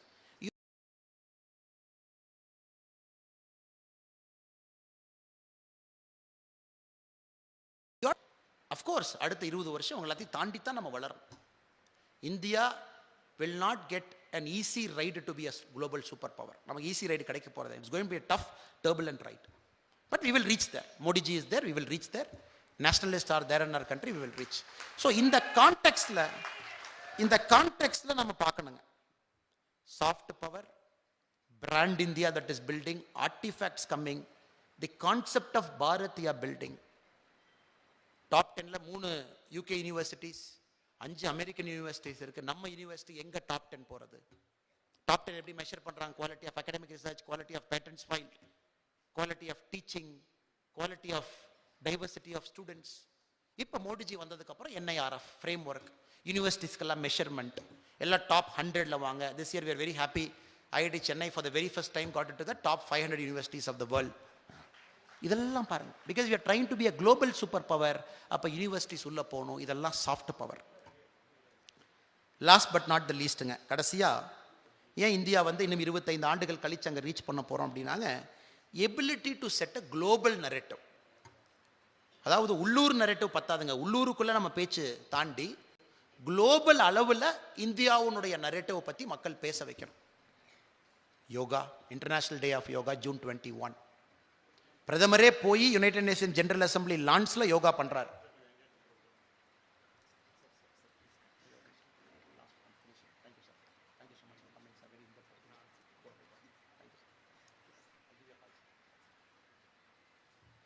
சாரிங்க, 5 நிமிடத்தில் நான் முடிச்சிடறேன். கடைசி பகுதிக்கு வந்து விட்டோம். Ability to set a global narrative. இன்னைக்கு யுனைடெட் நேஷன் ஜெனரல் அசம்பிளி லான்ல போய் யோகா பண்றார். யோகா பண்ணி முடிச்சுட்டு மோடிஜி சொல்றாங்க, உலகத்தினுடைய அமைதிக்கு யோகா தான் சிறந்த தீர்வுங்கிறார். இத்தனை நாள் நமக்கு என்ன சொன்னாங்க? உலகத்தினுடைய அமைதிக்கு ஐநா சபை தான் சிறந்த தீர்வுனாங்க. அட பாவிகளா, உலகத்தினுடைய அமைதிக்கு United Nations piece keeping force தான் சிறந்த தீர்வுனாங்க. நம்ம தலைவர் அங்கே போய் ஐநா சபையில் சொல்றாரு, உலகத்தினுடைய அமைதிக்கு யோகா தான் சிறந்த தீர்வு. 190 நாடுகள் இன்னைக்கு இன்டர்நேஷனல் டே ஆஃப் யோகாவை அவங்க நாட்டில் கொண்டாடுறாங்க. வேக்சின்ஸ் பாருங்க, இந்த வேக்சின் டிப்ளமசியே ஒரு பெரிய சதி. ஒரு வேக்சினும் கண்டுபிடிக்கப்பட்ட பிறகு இந்தியாவுக்கு எத்தனை வருஷம் கழிச்சு வந்துச்சு நீங்க பார்த்தீங்கன்னா தலையை சுத்திரும். ஜாப்பனீஸ் என்சிலிஃபிட்டிஸ்னு ஒரு நோய் 52 ஆண்டுகள் கழிச்சு வேக்சின் வந்துச்சு. போலியோ 23 ஆண்டுகள் கழித்து வேக்சின். ஏன்னா அந்த வேக்சின் வாங்குறதுக்கு உங்க ஃபாரின் பாலிசி அடமான வைக்கணும், ஏன்னா உங்கள்கிட்ட வேக்சின் இல்லை. டைஃபாய்டுக்கு பல ஆண்டுகள் கழிச்சு. ஸோ இந்த வேக்சின் டிப்ளமசி யாருக்கிட்ட அறிவு இருக்குது, மூளை இருக்குது, டெக்னாலஜி இருக்குது, சயின்ஸ் இருக்குன்னு நினச்சிக்கிட்டு இருந்தாங்களோ ரஷ்யா, அமெரிக்கா போன்ற நாடுகள், அவங்க வேக்சின் கொடுக்கறதையே ஒரு பேரமாக வச்சுருந்தாங்க. 10 ஆண்டுகள் கழிச்சு தான் நீங்கள் பேசவே ஆரம்பிக்க முடியும் வேக்சினை கூடியா. என் நாட்டில் 10 ஆண்டுகளில் கோடிக்கணக்கான மக்கள் இப்போவே செத்து போயிட்டாங்க. இப்போனாச்சு கூடியானா எனக்கு யூஎன் அசம்பிளியில் ஓட்டு போடுவியா? ஸோ வேக்சின் டிப்ளமசியை முதலாக மோடிஜி உடைச்சிருக்கார். நீ என்ன வேக்சின் கொடுக்கற? கோவிட் வேக்சினை நான் செய்கிறேன், என்னுடைய சயின்டிஸ்ட் செய்வாங்க, என் மக்கள் செய்வாங்க. மேக் இன் இந்தியா நாங்கள் செய்கிறோம். நீ என்ன வேக்சின் வச்சுட்டு பந்தா பண்ணுறது? என்னுடைய நாட்டு மக்கள் வேக்சின் போட 98 நாடுகளுக்கு நான் ஃப்ரீ வேக்சின் கொடுப்பேன் அப்படின்னா இதெல்லாம் ஆச்சரியம் உலகத்தில். ஏன்னா அதுவரை இந்த வேக்சினை வச்சுக்கிட்டு பேரம் பேசுகிற நாடுகளுக்கு மத்தியில் பாரத பிரதமர் நரேந்திர மோடி அவர்கள் இந்தியன்ஸ்க்கு நமக்கு வேக்சின் போட 98 கண்ட்ரீஸ்க்கு வேக்சின் மைத்திரியை ஓப்பன் பண்ணி விட்டாரு. நீ எடுத்துக்க. எங்க பாப்பா நியூ கினியா போறார், அதனுடைய அதிபர் ஜேம்ஸ் முரப்பே வர்றார். 5:30 மணிக்கு மேலே அமெரிக்க அதிபரே வந்தாலும் இதுவரைக்கும் பாப்பா நியூ கினியாவில் செரிமோனியல் ரிசப்ஷன் கொடுத்தது கிடையாது. 7:30 மணிக்கு மோடிஜி இறங்குறார். மோடிஜிக்கு செரிமோனியல் ரிசப்ஷன். அதிபரே வந்து நிற்கிறார். ஃபர்ஸ்ட் ஆள் எப்படா மோடி பிளேன்லேருந்து இறங்குவார். பெரிய மனது, ஒரு அதிபருக்கு எவ்வளோ பெரிய மனசு இருந்தால் அந்த மாதிரி வந்து பதையனுங்க. மோடிஜி வந்த உடனே காலில் போய் விழுகிறார். ஒரு சிறிய நாட்டுடைய பார்வையிலிருந்து பாருங்க. இப்போ நம்ம மேல இருந்து பார்த்து கீழே வந்துட்டோம். சிறிய நாடுகள் எப்படி யோசிக்கும் பாருங்க. பாப்பா நியூ கினியா போன்ற சிறிய நாடு. ஐயா, இந்த வேக்சினை வச்சு தான் எத்தனை நாள் எங்களை மிரட்டிட்டு இருந்தாங்க 200 வருஷமா. இவன் கொடுக்குறேன்னு கொடுக்காம எங்களை எல்லாம் பஞ்சப்பட்டினி அடிமையா வச்சிருந்தான். எனக்கு வேக்சின் கொடுத்தீங்க ஐயா, மக்களை காப்பாற்றி. உங்க காலில் என்னங்க ஐயா, எங்க வேணாலும் விழுகிறேங்க ஐயா. நான் பக்கத்திலேயே சைனா இருக்கு பாப்பா நியூ கினியாக்கு. அதெல்லாம் கவலையப்படலாம், அதெல்லாம் பார்த்துக்கலாம். ஒரு வேளை வந்தாருன்னா மோடி அங்கிருந்து நமக்கு வந்து ஏர்கிராஃப்ட் அனுப்புவார், 2 பார்த்துடலாம். இதெல்லாம் குளோபல் டிப்ளமசியில் அவ்வளவு ஈஸியா ஒரு நாடு வந்து தன்னுடைய கையை துறந்து காட்டிடாதுங்க. எல்லாருமே they operate with a very closed fist. Global டிப்ளமசியில் nobody opens the hand. இன்னைக்கு பாப்பா நியூ கினியா ஓப்பன் பண்ணி காமிச்சிட்டாங்க. நான் சைனாவோட நெய்பர் தான், ஆனால் இந்தியா தான் எனக்கு ஃபர்ஸ்ட் ஃப்ரெண்டுன்னு. ஏன்? You gave me vaccines and saved my people. அதனால் நான் மோடிஜியினுடைய காலை தொட்டு வணங்குவேன். அதில் எனக்கு எந்த தவறும் தெரியவில்லை. Suriname, united nations foreign minister சொல்கிறாங்க, if there is one country in the world now which can claim the world moral super power, it is இந்தியாங்கிறாங்க. Because they sent vaccines to அஸ்ன்னு அதனுடைய ஃபாரின் மினிஸ்டர் ஐநா சபையில் பேசுகிறாங்க, லேடியாவும். So India has got the ability to set global narrative. Fortune 500ல் 500 பெரிய நிறுவனங்கள் உலகத்தில் ஃபார்ச்சூன் மேகசின் வந்து they rank as the best 500 companies. அந்த 500 கம்பெனியில் 71 கம்பெனியில் CEO is an Indian origin or an Indian or born in India. 71 out of 500 Fortune 500 companies have got an Indian origin, Indian born CEO there. Global soft power, ability to set a narrative, இதெல்லாம் அமைஞ்சு வருதுங்க. Very deep striking ability. இதற்கு இன்ஹரண்டா காரணம் பார்த்தீங்கன்னா democracy. ஃபைனலா 2 நிமிஷத்தில் அதோடைய தாரக மந்திரத்தை சொல்லணும் அப்படின்னா நம்முடைய டீப் டெமோக்ரஸி, நம்முடைய ஜனநாயகம். அந்த ஜனநாயகத்தில் இத்தனை மொழிகள் பேசுகிறோம், 22 மொழிகளுக்கு மேலே அஃபீஷியல் மொழி. டைலக்ட் இவ்வளவு இருக்கு. 50,000 பேர்த்துக்கு மேலே பேசக்கூடிய மொழி இந்தியாவில் 122 மொழி இருக்கு. நம்ம எல்லாரும் ஒன்று சேர்ந்து முதலாக ஒரு நாடு சொல்லுது எனக்கு மோடியை பிடிக்கும் அப்படின்னு. This country never rooted for a single person till now. யாருக்கு Nehru might be okay in UP, okay there, okay here, okay here. அங்கே ஒரு 80 எம்பி, இங்கே ஒரு 40, அங்கே ஒரு 30 இருக்கும். வடகிழக்கிலிருந்து காஷ்மீர்லேருந்து இங்கே வரைக்கும் எல்லாரும் சொல்கிறோம் Modiji. So that is our strength. நான் வெரி டீப் டெமோக்ரஸி. 2 எலெக்ஷனில் கண்டினியூஸாக we gave a majority government. 283 in 2014, 2019 303, 2024ல் 400+. So மூன்றாவது எலெக்ஷன்லேயும் ஒரு நாடு கண்டினியூஸாக ஒரு மெஜாரிட்டி கவர்மெண்ட்டை 400 எம்பிக்களை கொடுத்து நம்முடைய நாடு அமைக்க போகிறோம். அப்போ மோடிஜினுடைய வேகம் சொல்லணுமா? 300க்கே இந்த வேகம்னா 400க்கு என்ன எவ்வளோ பெரிய வேகம்? அதனால் வருகின்ற காலம் என்பது நிச்சயமாக இந்தியாவுடைய காலம் என்பதிலே எந்த விதமான மாற்று கருத்து நமக்கு இல்லை. அற்புதமான ஒரு தருணத்திலே நாம் எல்லாம் அமர்ந்திருக்கின்றோம். உலகளவில் ஒரு பெரிய பிராண்ட். சமீபத்தில் யூகே போயிருந்த பொழுது நம்ம ஹை கமிஷனர் சொன்னாங்க, சார் இன்னைக்கு we have just overtaken China this year. இங்கிலாண்டில் ஃபாரின் குழந்தைகள் அதிகமாக படிக்கிறாங்கன்னா நம்ம நாடு இந்தியா சார். 2,45,000 குழந்தைங்க உள்ள படிக்கிறாங்க 1 year. Overtaken China. In a matter of 2 years, we will be the number 1 country in US which is sending students for studies. இப்போவே ஆஸ்திரேலியாவில் we are the number 1 country. இப்போ இந்த குழந்தைங்க இத்தனை பேர் போய் படிக்கிறாங்களே, என்ன சார் ஆகும்னா எல்லா நாட்டிலையும் அவங்க குழந்தைகளை விட அதிகமாக நம்ம குழந்தைங்க தான் நீ படிக்க போகிறாங்க, இந்தியா உட்பட நம்ம எல்லா இடத்துலையும். ஸோ இவங்க ஒருத்தரும் இந்தியாவுடைய கல்ச்சரல் சூப்பர் பவரை கேரி பண்ண போகிறாங்க. அஸ் அன் இந்தியன் நம்ம இதை என்கரேஜ் பண்ணணும். இது எந்த விதத்தையும் நம்ம பயப்படக்கூடாது, பதட்டப்படக்கூடாது, தடுக்கக்கூடாது. Everybody carries brand India as a student. அவங்கள ஒரு வெள்ளக்காரனோ, ஒரு பிரிட்டோ, ஒரு யூரோப்பியனோ, ஒரு அமெரிக்கனோ பார்க்குறாங்க. Oh, Indian student, disciplined, hard working, family, yoga அப்படி தான் ஆரம்பிப்பாங்க அடுத்த 2 வருஷம். அது cultural super power. So all this children across the world they travel. இன்னும் 20 ஆண்டுகளில் இவங்க எல்லாம் மல்டிநேஷ்னல் கார்பரேஷனில் போய் உட்கார போகிறாங்க. World Bank, International Monetary Fund, United Nations. All Indians will go and sit in multilateral organisations, in big corporations. இப்போவே பாருங்கள், மைக்ரோசாஃப்டில் நம்மால் இருக்கார், கூகுளில் நம்மால் இருக்கார்.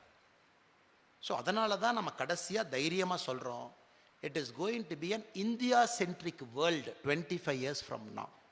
அதற்கான விதைகளை மோடி அவங்க போட்டிருக்காங்க. அதற்கான பயன் நம்ம எல்லோருக்கும் கிடைக்கும், நம்ம குழந்தைகளுக்கு கிடைக்கும், பேர குழந்தைகளுக்கு கிடைக்கும், இந்த நாட்டிற்கு கிடைக்கும். அன்னைக்கு ஆங்கிலஸ் மேடிசன் சொன்னார் 250 ஆண்டுகளுக்கு முன்பு, அன்னைக்கு இந்தியா 23% உலக பொருளாதாரம் இருந்துச்சுன்னு.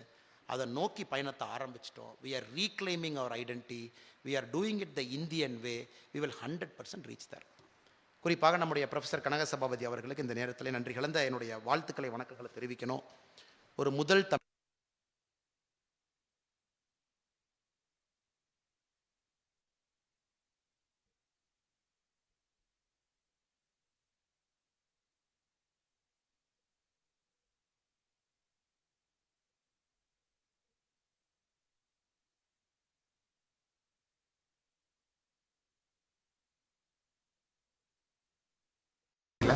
இன்னைக்கு அந்த இடத்துல நம்முடைய ப்ரொஃபஸர் கனகசபாபதி அவர்கள் எழுதியிருக்கிறாங்க.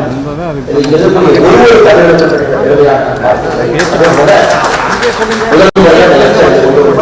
வருகின்ற காலத்தில் நிறைய ஆர்கனைஸ் பண்ணணும், நிறைய விஷயங்கள் நம்ம பேசணும். ஆடியன்ஸ் மிக பொறுமையாக கிட்டத்தட்ட 2.5 மணி நேரமாக நீங்கள் அமர்ந்திருக்கீங்க.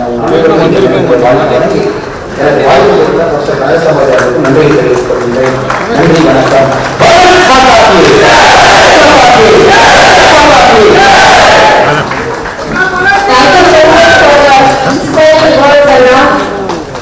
Now I request to present vote of thanks.